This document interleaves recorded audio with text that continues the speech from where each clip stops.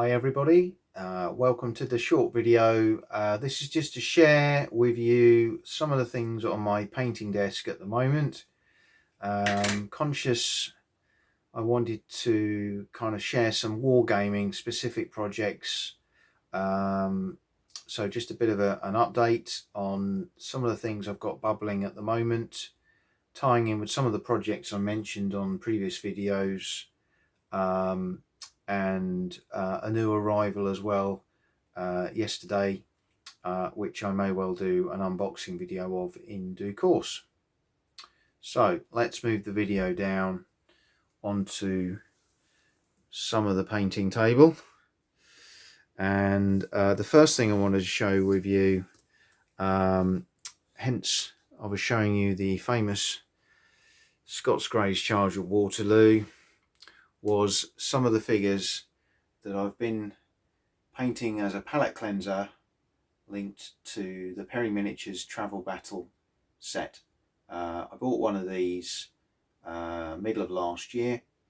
In my mind it was going to be a little lockdown project, and just something I was looking forward to painting, and particularly the tiles and the scenery painting to my own requirements. So I just wanted to share with you some of the sprues that I've just completed.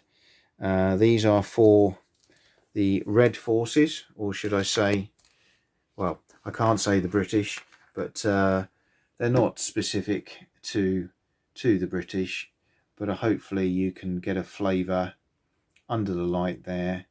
They very much look like red coats.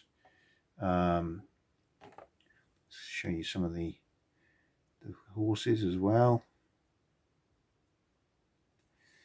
and I've just sprayed these varnish. Quite pleased with how they've come out. They are a controversial scale, as anyone who knows about this game will be aware. When it was released, some people, me included, sort of vowed not to buy this game purely because of the scale. But subsequently, having had a look at the information and detail out there and seeing what some people have done with the game, I decided, yeah, it'd be a nice little standalone system. There's some homegrown rules online as well, which are a bit more involved than the base rules. But it's an easy game where you could write your own set of rules and have quite a portable little game. So what you get in the box for the money is good value. So that's the first sprue, and second sprue is going to look very, very similar. Again, got your red coats. These will be the infantry, command and officers, heavy cavalry. Turn that around. So you've got your light cavalry there, slightly different colour schemes, and then gunners as well. So in terms of what I did with these paint wise, they were all painted with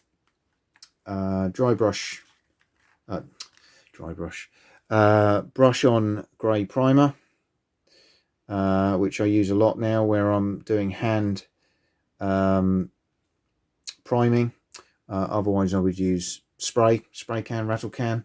That was followed by soft tone quick shade wash over the whole lot, so that gave me a really good sort of standard base coat for everything.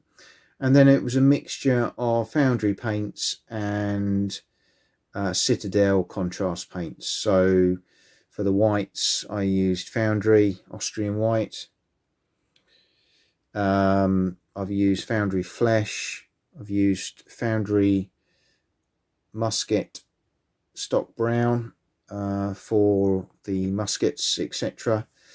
I've used Citadel chainmail for anything metal, silver related.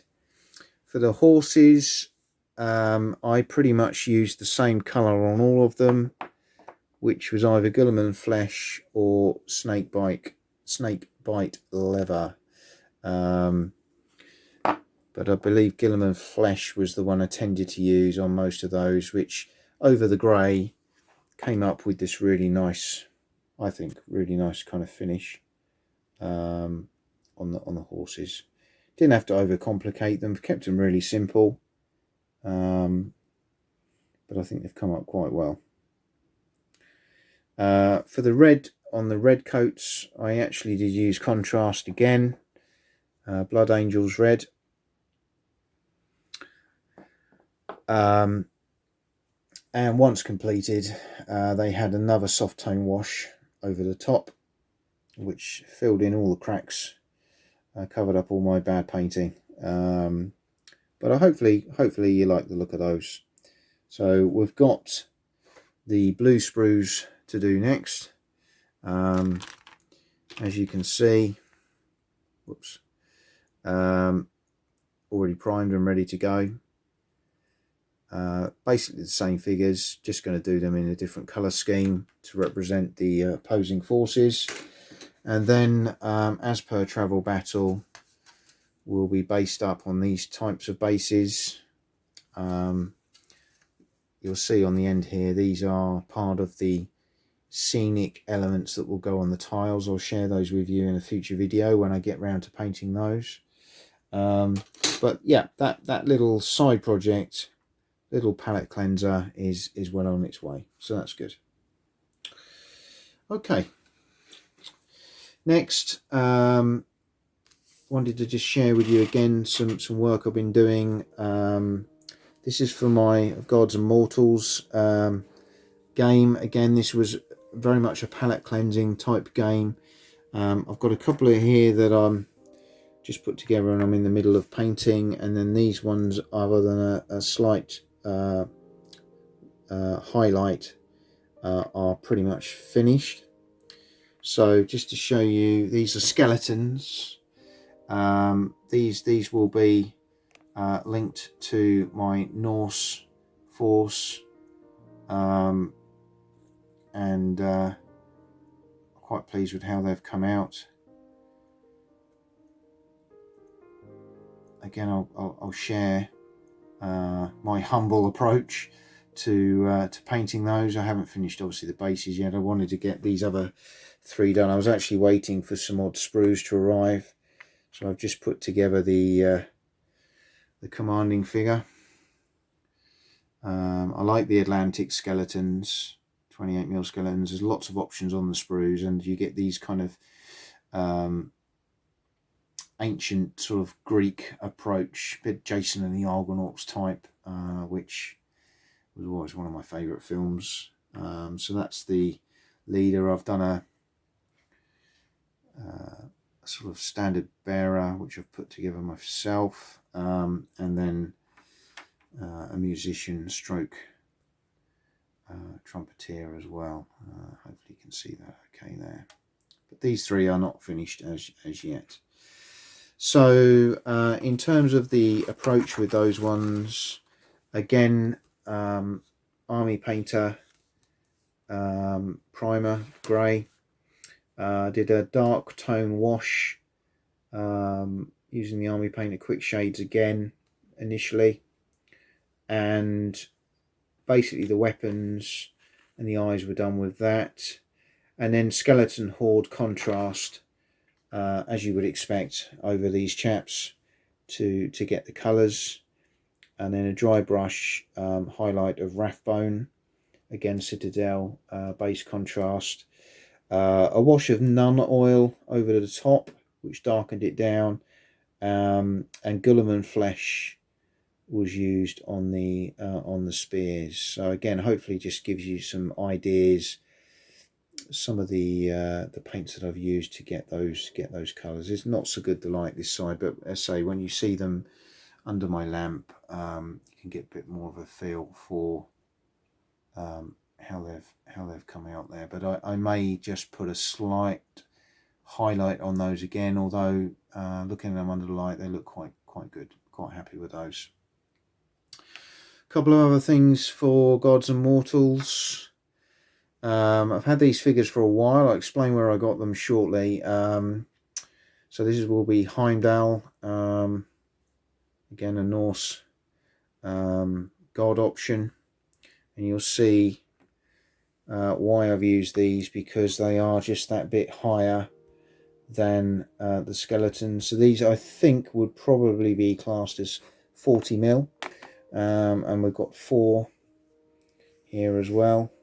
Lovely figures, and again you can kind of see that in comparison it sort of towers over the other chap. So in fact, if you have them at the back there, you can kind of see that scale difference quite well. But I'm going to enjoy painting those. It's just little sideline figures really. Again, I haven't done the shields on the skeletons yet. They're primed, but I wanted to do them all at the same time. Going to keep them very simple. I'm not going to use decals. I'm going to paint those myself. But these figures actually originate from a Blood Rage board game expansion set, which had some of the key Norse figures in, and these were included. And I picked that up very cheaply on eBay, and it just gave me what I thought was some very different, nice figures that I could use for the game.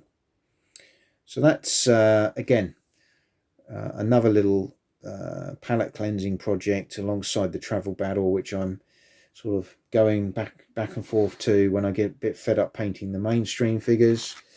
New project for 2022 is my Pendraken 10mm Carthaginian army, which I'm painting up to use for Saga, but also for To the Strongest, Sword and Spear, and the Osprey Wars of the Republic rule set as well. So I've just started priming what are my Citizen Spearmen. There's 90 of these bad boys here. Again, they've all been primed in grey. They're ready for their wash. We've got Hannibal himself here. Let me show you those under the light. Hopefully that will zoom in.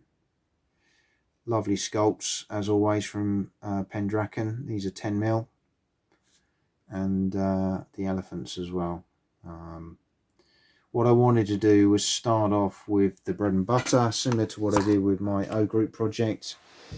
Get the hardcore infantry dealt with first, and then paint some of the nicer character figures afterwards. So with this force, there will be a lot of other units: Iberians, Celts, Numidian cavalry, heavy cavalry, etc., etc. So I'll keep you updated on that one as we progress. So that's a few things on the painting table at the moment. Finally, I just wanted to show you a new arrival this week, and just give you a little taster of that, and then we'll wrap things up.